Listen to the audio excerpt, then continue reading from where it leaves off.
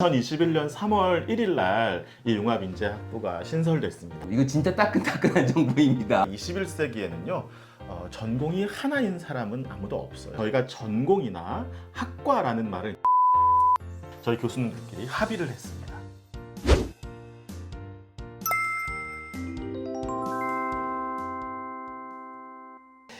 이제부터는 교수님 학과에 대해서 여쭤보겠습니다. 네.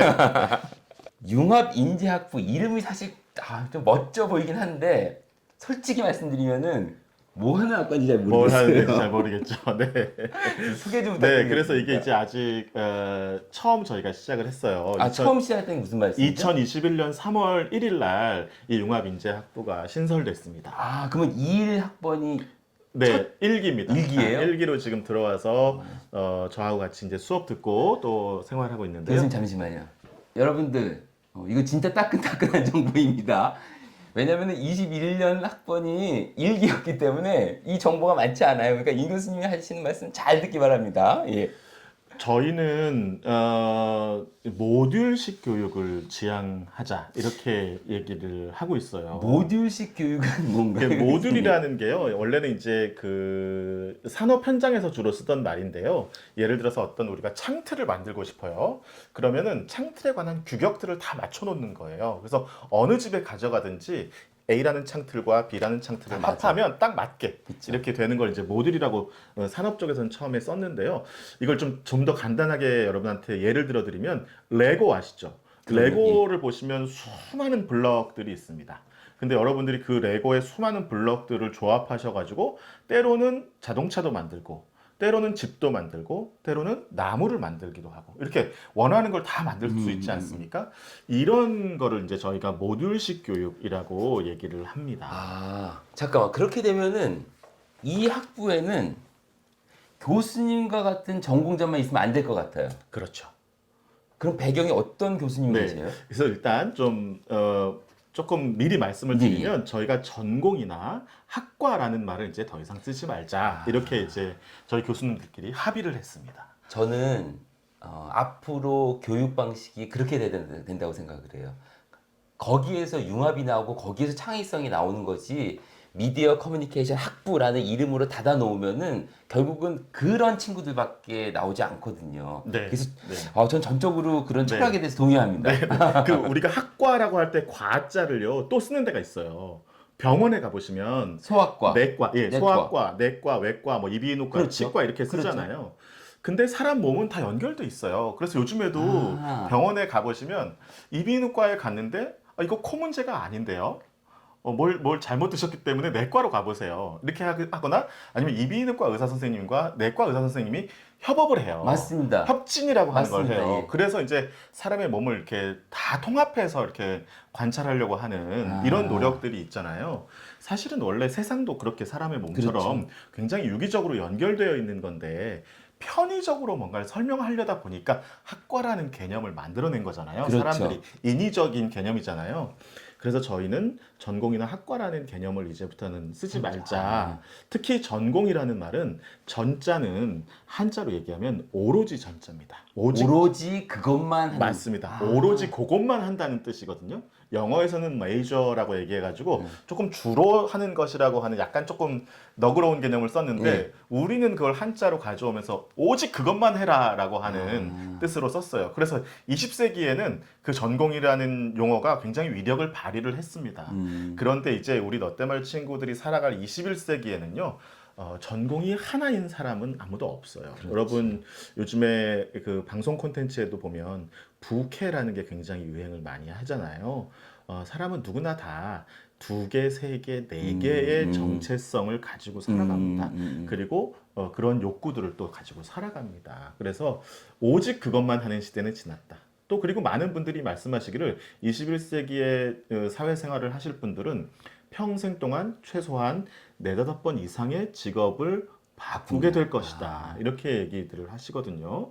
그러면 한 분야만 깊이 파가지고 어떤 성과를 내는 것보다는 다양한 분야를 두루 섭렵하면서 그렇죠. 뭔가 자신의 상상력과 창조력을 발휘하는 것이 훨씬 중요하다 이렇게 생각을 하고 근데 있습니다. 교수님 말씀을 들으니까 두 가지 생각이 드는데 첫 번째는 그래 알았어. 그러면 도대체 거기서 무엇을 배우는 거지라는 질문이 하나. 네. 두 번째 단점으로 골고루 배우기는 했지만 하나도 제대로 하지 못하는 경우가 있지 않을까 또 그런 생각이 들어요. 그래서 첫 번째는 이 학과에서 무엇을 가르치고 무엇을 배우는지 궁금하고요. 두 번째는 전문성이라는 분야에서 혹시 약점은 어떻게 극복할 수 있는지 그게 궁금합니다. 네, 그래서 이제 저희가 아까 모듈이라는 말씀 드렸잖아요. 그래서 이제 5개의 큰 모듈이 있어요. 통번역 모듈, 국제 전략 모듈, 문화산업 콘텐츠 모듈, 글로벌 경영 마케팅 모듈, ICT와 AI 모듈 이렇게 5개의 큰 모듈이 있고요. 이건 이제 모듈을 묶어주기 위한 명칭이고요. 그 5개의 큰 모듈 안에 12개의 세부 모듈이 있습니다. 예. 영어로는 이제 섭 모듈이라고 얘기하는데요. 혹시 이게 예전에 얘기했던 학과나 전공 같은 건가요? 12개의 서브 모듈이? 굳이 갖다 붙이자면, 굳이 말씀드리자면. 예, 예. 근데 이제 저희는 그렇게 쓰지 아니, 않기로 않고, 했으니까. 그래서 12개의 세부 모듈은 영어 통번역 모듈, 아랍어 통번역 모듈, 중국어 통번역 모듈, 이탈리아 EU 전략 모듈, 미국 영연방 전략 모듈, 중동 이슬람 전략 모듈, 중화권 전략 모듈, 테크노 미디어 디자인 모듈, 패션 관광 문화산업 모듈, 게임 한류 문화산업 모듈, 글로벌 경영 마케팅 모듈, ICT 앤 AI 모듈 이렇게 예. 12개가 있습니다. 그나저나 교수님 대단하십니다. 그거 다 어떻게 배우십니까? 제가 이 단과대학을 설계하는데 네, 집중적으로 제가 참여했기 그러셨구나. 때문에 네. 1년 동안 줄줄 외웠습니다. 교수님, 제가 하나의 예를 통해서 교수님한테 질문을 할게요. 네. 자, 중화권 전략 모듈. 네. 이게 교수님이 전공하셨던 예를 들면 중어중문학과라든지 예를 들면 타 학교에는 중문학과라든지 차별점은 뭔가요? 저희는 아까 제가 이제 첫 편에서 말씀드릴 때 비교라는 말을 썼는데요. 그동안은 중국을 공부할 때 중국을 대상으로만 놓고 봤어요. 그래서 중국에 관한 지식, 중국에 관한 정보를 내가 많이 알면 중국에 관한 훌륭한 전문가가 될 수 있다고 생각했어요. 그렇죠. 근데 이제 저희는 융합이라고 하는 게 뭐냐, 융합인재학부라고 할 때 융합이라고 하는 게 뭐냐, 저는 융합을 새로운 관계의 발견이다. 이렇게 말씀드리고 싶습니다. 그러니까 그동안에는 얘와 얘를 서로 관계 맺어줄 수 있나라고 아무도 생각하지 못했던 것들을 서로 관계를 맺어주는 작업이라고 생각을 해요. 그래서 예를 들면 여러분 식탁 위에 숟가락과 젓가락이 놓여 있어요. 그러면 우리는 그냥 그런가 보다 하죠. 이거는 관습적인 그 현상이에요. 그래서 숟가락과 젓가락도 사실은 융합이긴 한데요.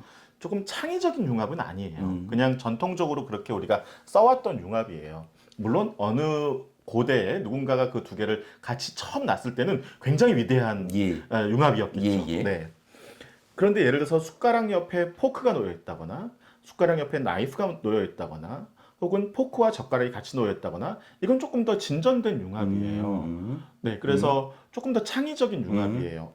숟가락과 포크를 같이 놓은 이유는 뭘까라고 사람들한테 생각하게 만들잖아요. 예. 그래서 저는 이런 식의 그 새로운 관계의 발견이 중요하다고 생각하고요. 그런 의미에서 중국을 공부한다고 했을 때 중국을 단지 대상으로 놓고 그것에 대한 지식과 정보를 많이 얻어가는 것, 이것만이 중요한 게 아니라 중국과 다른 것들과의 관계, 또 중국과 우리와의 관계를 파악하는 일이 굉장히 중요하다. 예. 그래서 중국이 이제 저렇게 움직이고 있는데 그게 우리하고는 무슨 상관이 있어? 나하고는 무슨 관계가 있어? 뭐 때문에 이렇게 중요한 거야? 이런 질문들을 계속 던질 수 있게 하는 교육 프로그램들을 만들려고 노력하고 있습니다. 그럼 교수님, 이렇게 한번 질문을 해볼까요? 12개의 서브 모듈이 있는데 중화권 전략 모듈을 선택한 학생은 AI라든지 아까 마케팅 관련된 또 모듈이 있었지 않습니까? 그쪽 가서도 수업 들을 수 있는 거예요? 네네. 그 모듈을 3개 선택할 수 있습니다. 네, 그 중에 이제 영어, 아랍어, 중국어, 이탈리아어 중에서 4개 중에서 하나는 꼭 선택을 해야 되고요. 왜냐하면 저희가 한국외국어대학교이기 때문에 외국어를 기반으로 교육을 해야 된다라고 하는 그 기본적인 교육 이념이 있어요. 네, 그래서 이제 그거를 저희가 버릴 수는 없기 때문에 외국어 중에서 하나는 선택을 해야 되고요. 그러면 이제 나머지 8개의 세부 모듈이 남죠. 그 중에서 학생들이 원하는 대로 2개의 모듈을 더 선택할 수 있습니다. 네, 그래서 이제 3개의 모듈을 이제 공부를 하게 되고요.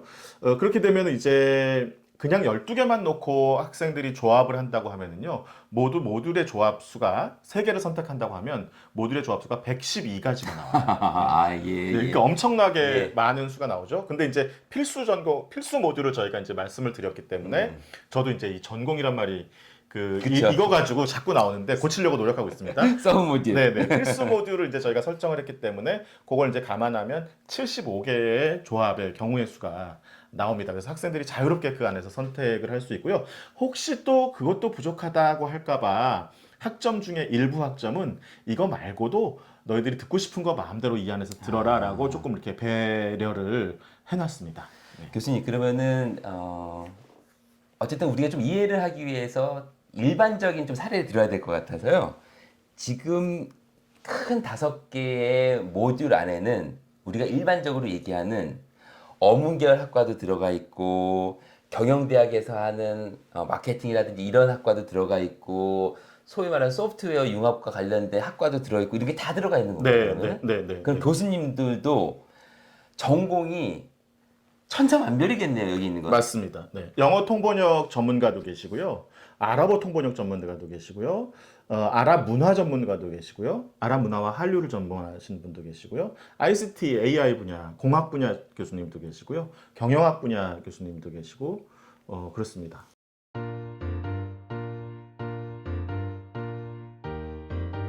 영상이 유익하셨다면 구독, 좋아요, 댓글과 알림 설정까지 부탁해요.